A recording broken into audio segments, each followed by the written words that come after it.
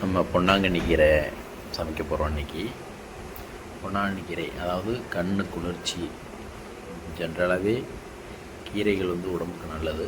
அதில் பொன்னாங்கண்ணி கீரை தனித்துவம் என்னென்னா கண்ணுக்கு ரொம்ப நல்லது. அதை ஃபஸ்ட்டு நம்ம ஆஞ்சி எடுத்துக்கிட்டு நல்ல மண் போகிற மாதிரி அலசி எடுத்துக்கிறோம்.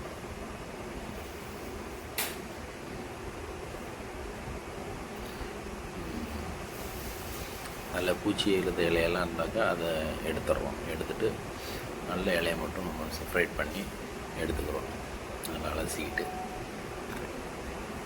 ஜீரகம் போட்டுக்கிறோம், கொஞ்சம் அளவு பூண்டு கொஞ்சம் போட்டுக்கிறோம். தேவையான அளவு பூண்டு சேர்த்துக்கிறதுனால நல்லது தான். தக்காளி ஒரு 4 தக்காளி கட் பண்ணி வச்சுக்கிறோம். அப்படியே அதில் தண்ணியை ஊற்றி ஒரு 2 சொம்பு ஊற்றிக்கலாம். அடுத்த நெக்ஸ்ட்டு தேவைன்னா கொஞ்சம் மிக்ஸ் பண்ணிக்கலாம்.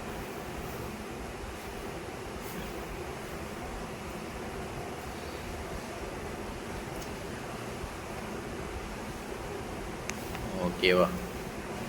நல்லா கொதிச்சு வந்துருச்சு கீரை. கீரையில் கொஞ்சம் உப்பு போட்டுக்கிறோம். உப்பு போட்டுக்கிட்டு நல்லா கீரையை மசிச்சு விட்றோம்.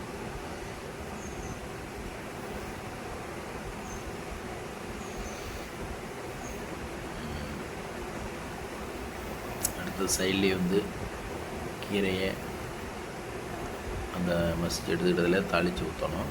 அதையும் இப்போ சைடில் ரெடி பண்ணிக்கிறோம்.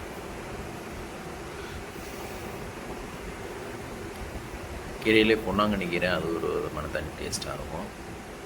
கொஞ்சோண்டு கடுகு போட்டுக்கிறோம்.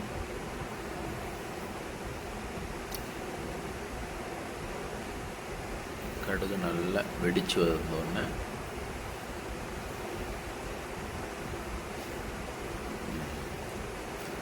ஓரளவு கடுகு வெடிக்க ஆரம்பிச்சிடுச்சு. ஓகே, கடுகு வெடிச்சோன்னா அதில் ஆனியனை போட்டுக்கிறோம். ஆனியனை போட்டு கிண்டி எடுத்துக்கிறோம்.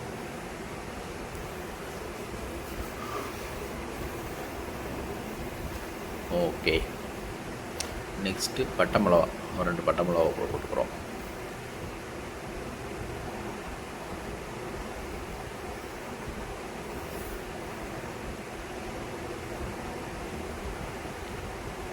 கொஞ்சம் கருவேப்பிலை போட்டு கிண்டிக்கிறோம்.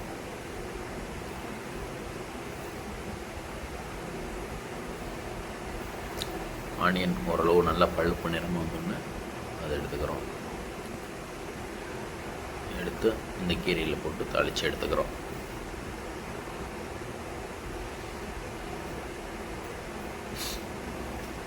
இப்போ நம்மளுக்கு சுவையான கீரை ரெடி ஆகிடுச்சு.